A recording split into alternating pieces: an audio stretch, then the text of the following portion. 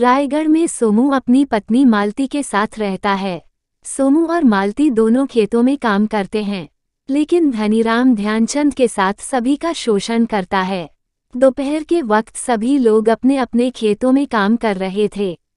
तभी अपने नौकर ध्यानचंद के साथ जमींदार धनीराम आया। धनीराम, अरे वाह, सभी लोग अपना काम अच्छे से कर रहे हैं। अरे ओ सोमू, इस बार मेरा कर्जा देना मत भूलना वरना अच्छा नहीं होगा। मैं पिछली बार की तरह माफ नहीं करूंगा। सोमू, मालिक साहब, मैं समय से पहले आपके पैसे पहुंचा दूंगा। धनीराम, बाकी लोग भी ध्यान से सुनो, मेरे पैसे समय से पहुंच जाना चाहिए, समझे? धनीराम, चलो ध्यानचंद। ध्यानचंद, मालिक, सभी को ये बता दीजिए कि आप कौन हैं। धनीराम, तुम पागल हो, सब लोग धनीराम को भली भांति जानते हैं। ध्यानचंद, नहीं मालिक, मैं पागल कैसे हो सकता हूँ, और अगर पागल हूँ तो आपके साथ कैसे रह सकता हूँ? मालिक, आप किसी पागल को अपने साथ थोड़े ही ना रखोगे। धनीराम, ध्यानचंद, अपना मुंह बंद करो और मेरे साथ चुपचाप चलो। ध्यानचंद, ठीक है मालिक, लेकिन एक बात मेरी समझ में नहीं आई। धनीराम, बोलो कम अक्ल इंसान, क्या समझ नहीं आया? ध्यानचंद, मालिक, ये लोग आपसे पैसे लिए भी नहीं है, फिर भी आपका कर्जा इनके ऊपर कैसे हो गया? धनीराम, अक्ल के दुश्मन, इन सभी को कभी ना कभी उधार की जरूरत पड़ी थी, तब मैंने उधार दिया, पर तब से लेकर अब तक ब्याज चल रहा है और साथ में मेरा हुक्म भी। यह नगर हमारा है, मैं यहाँ का जमींदार हूँ। अगर ये यहाँ रहेंगे तो यह मुझे ब्याज के पैसे देंगे, वरना इनको सब कुछ छोड़कर जाना होगा। सभी पर राज करने के लिए दिमाग की जरूरत होती है, दिमाग की। ध्यानचंद, मान गए मालिक आपको। गरीबों का खून चूसना तो कोई आपसे सीखे। धनीराम, क्या कहा तुमने? ध्यानचंद, कुछ नहीं मालिक, कुछ नहीं। धनीराम, अपनी अकल का ही इस्तेमाल कर आज मैं मालिक बना हूँ, समझे कम अक्ल इंसान? ध्यानचंद, समझ गया मालिक, बिल्कुल समझ गया। तभी धनीराम और ध्यानचंद ने खेत में काम कर रहे नीलू को देखा। नीलू अकेले काम कर रहा था। धनीराम ने नीलू से कहा, धनीराम, नीलू, लाओ भाई, अब मुझे इस बार के ब्याज के पैसे दे दो। नीलू, मालिक, अभी मेरे पास पैसे नहीं है। धनीराम, मुझे अभी पैसे चाहिए। नीलू, मेरे पास अभी सच में पैसे नहीं है मालिक, मैं सच बोल रहा हूँ, थोड़ा वक्त और दे दीजिए मालिक। धनीराम, ठीक है, पैसे ना सही अपने दोनों बैल मुझे दे दो। नीलू, मेरे बीवी बच्चे भूखे बैठे हैं मालिक, अगर मेरे बैल भी आप ले गए तो मुझे और मेरे बच्चों को 2 वक्त का खाना भी नसीब नहीं होगा, रहम करो मालिक। धनीराम, हा हा हा, मैं तुम पर कोई रहम नहीं करूँगा। ध्यानचंद, इसके दोनों बैल घर ले चलो, जो भी ब्याज के पैसे नहीं देगा हम उसके साथ ऐसा ही करेंगे। गरीब आदमी नीलू के दोनों बैल लेकर धनीराम और ध्यानचंद दोनों घर चले गए। तभी उन्होंने देखा कि मंत्री उनके घर पर बैठा है। धनीराम, आइए आइए मंत्री जी, ये हमारा सौभाग्य है कि आप हम गरीब लोगों की झोपड़ी में पधारे। मंत्री, धनीराम जी, आप तो भोले भाले गांव वालों को खूब लूट रहे हो, इतने के बाद भी आप गरीब कैसे हो सकते हो? धनीराम, आप भी कुछ कम नहीं हो। मंत्री, हा हा हा, तभी तो हमारी ये दोस्ती है। दोनों बैठकर बातें करने लगे। अगले दिन शाम के वक्त सोनू और मालती दोनों खेत में काम कर रहे थे। मालती, कुछ देर में दिन छुप जाएगा, मुझे लगता है कि अब हमें घर चलना चाहिए। सोनू, अभी हम खेत का सारा काम भी नहीं कर पाए हैं। मालती, हाँ, सुबह आकर कर लेंगे क्योंकि अभी बहुत देर हो जाएगी। सोमू, खेत में पानी की बहुत जरूरत है, तुम घर चलो मैं आता हूँ। तभी वहाँ धनीराम ध्यानचंद के साथ फिर से आ गया।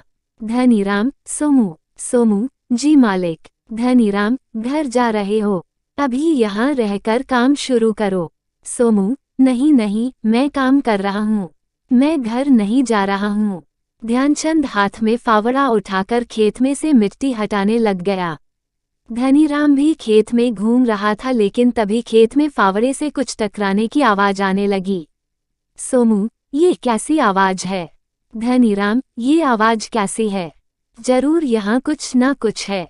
सोमू, मालिक, यह एक मटका है। धनीराम, क्या सच में यहाँ मटका है? सोमू, जी मालिक, अभी निकालता हूँ। सोमू ने मटका बाहर निकाला। धनीराम ने मटका लिया और खुशी से नाचने लगा।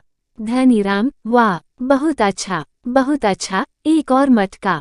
अब मैं अमीर हो गया। मेरे पास बहुत सारा धन दौलत हो गया। सोमू, यह मटका मुझे मिला है मालिक, तो यह मेरा हुआ ना? धनीराम, इस नगर में हर एक किसान के खेत पर धनीराम का हक है। समझे? यह मटका मेरा है। सोमू, मेरे खेत में मिला है तो आप ऐसे इसे नहीं ले सकते।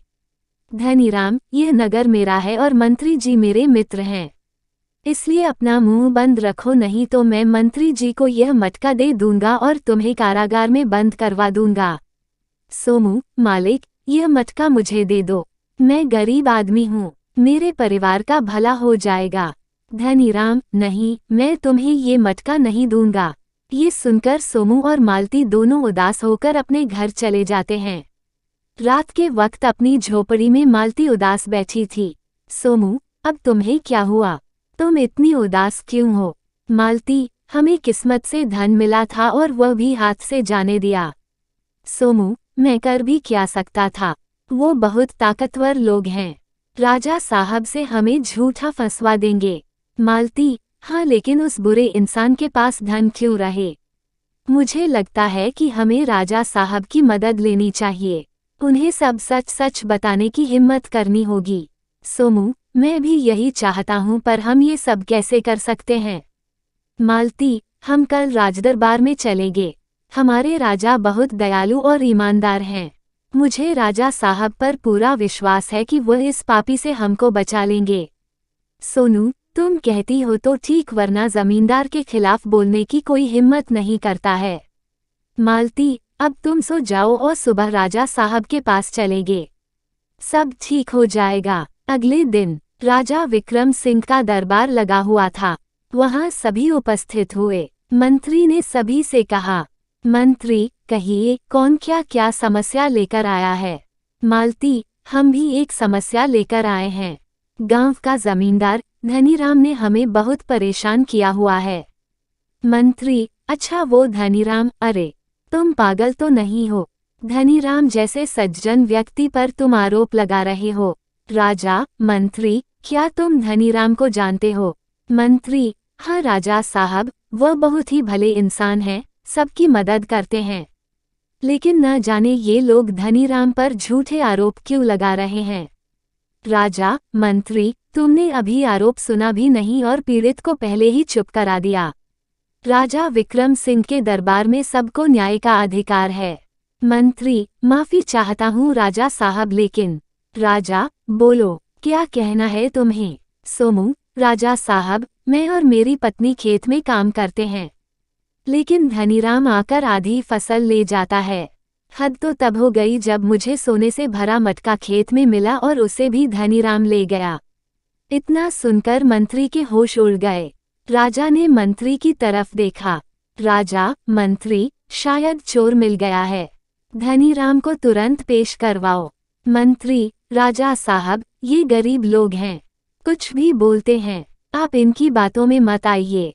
ये झूठ बोल रहे हैं और अपने फायदे के लिए कुछ भी बोल सकते हैं। राजा, मंत्री, जितना कहा है उतना करो, धनीराम को मेरे सामने पेश करो। मंत्री ने 2 सिपाही भेजकर धनीराम को दरबार में बुला लिया। धनीराम, राजा साहब की सदा ही जय हो। आपने मुझ गरीब को कैसे याद किया? हुकुम करे महाराज। राजा, सोमू और मालती, ये जो भी कह रहे हैं क्या वह सच है? तुम्हें कोई मटका मिला था? धनीराम, नहीं महाराज, आप और सोमू किस मटके की बात कर रहे हैं? मुझे समझ नहीं आ रहा है, मैंने ऐसा कोई मटका नहीं देखा है। सोमू, जमींदार साहब, सच बोलिए ना कि आपने मटका देखा नहीं बल्कि छीना है। धनीराम, नहीं नहीं राजा साहब, सब झूठ बोल रहे हैं। तभी पीछे से ध्यानचंद आया। उसके हाथ में एक बहुत बड़ा बोरा था। धनीराम, तुम यहाँ और इस बोरे को लेकर क्यों घूम रहे हो? ध्यानचंद, राजा साहब, मैं ध्यानचंद हूँ और हमेशा जमींदार के साथ रहता हूँ। मैं कुछ सच आपको बताना चाहता हूँ। राजा, हाँ, बोलो। ध्यानचंद, महाराज, इस बोरे में धन से भरे मटके हैं जो इस राजमहल से चोरी किए गए। सोमू के खेत से जो मटका मिला वह भी इसी में है। धनीराम, देखा राजा साहब, मैं कहता था ना, मैंने कुछ नहीं किया है। मेरा नौकर चोरी कर रहा था, इसका मुझे दुख है। आप इस चोर को फांसी पर चढ़ा दीजिए। ध्यानचंद, रुकिए जरा, सब्र कीजिए धनीराम जी। राजा, ध्यानचंद, तुम अपनी पूरी बात रखो पहले। ध्यानचंद, महाराज, धनीराम आपका बहुत दिनों से धन चुरा रहा था, इसलिए मैंने यह मटका सोमू के खेत में छुपा दिया, जिसको धनीराम ने वापस छीन लिया। मालती को मैंने पहले ही बता दिया था। राजा, लेकिन तुम तो धनीराम के साथ वर्षों से काम कर रहे हो, अचानक उसके खिलाफ कैसे? ध्यानचंद, लंबी कहानी है महाराज। इस कपटी धनीराम से मैंने कुछ रुपए उधार मांगे थे। आज से 15 साल पहले, जब मेरी बीवी रज्जू पेट से थी। उससे दर्द सहन नहीं हो रहा था। मैंने धनीराम से बहुत मिन्नतें की। ध्यानचंद, मालिक, मेरे बीवी और बच्चे को बचा लीजिए। अगर मैं अभी उसे नगर की आया के पास नहीं ले गया तो उसकी मौत हो जाएगी। धनीराम, मुझे उससे क्या फायदा होगा? कल मरे सो आज मर। मेरे पास कोई पैसे नहीं है। ध्यानचंद, रहम करें मालिक, रहम करें। धनीराम, हट पिल्ले। ध्यानचंद, तब मेरी आंखों के सामने मेरा परिवार उजड़ गया था। मैंने उस दिन से इंतजार किया आज का, और आज सब आपके सामने है। महाराज, इस कपटी को इसके किए की सजा मिलनी चाहिए। राजा, पिछले कुछ महीनों से राजमहल का खजाना लुटता रहा है। हमें उस चोर की तलाश थी। आप तीनों का धन्यवाद जो आपने इस दुष्ट चोर को पकड़वाने में हमारी मदद की। धनीराम, नहीं नहीं, मुझे माफ कर दीजिए महाराज। राजा, सिपाहियों, धनीराम से सारा धन वापस लेकर इसे उम्र भर के लिए कारावास में डाल दो। सिपाही धनीराम को लेकर जाने लगे, लेकिन तभी धनीराम ने रोककर कहा, धनीराम, महाराज, मैंने गलती की है और मुझे सजा स्वीकार है। लेकिन मैंने यह अपराध अकेले नहीं किया है, इसलिए मेरे साथी को भी साथ भेज दीजिए। राजा, कौन है तुम्हारा साथी?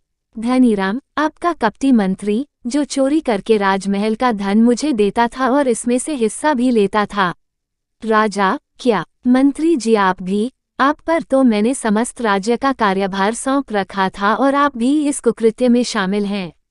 राजा, सिपाहियों, इस राज्य को ऐसे कपटी मंत्री की कोई जरूरत नहीं है जिसने न सिर्फ धन लूटा बल्कि गरीब किसानों को भी दुखी किया।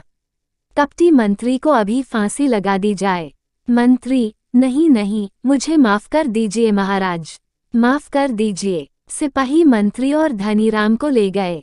राजा ने सोमू, मालती और ध्यानचंद को इनाम दिया और राजदरबार में नौकरी भी दे दी।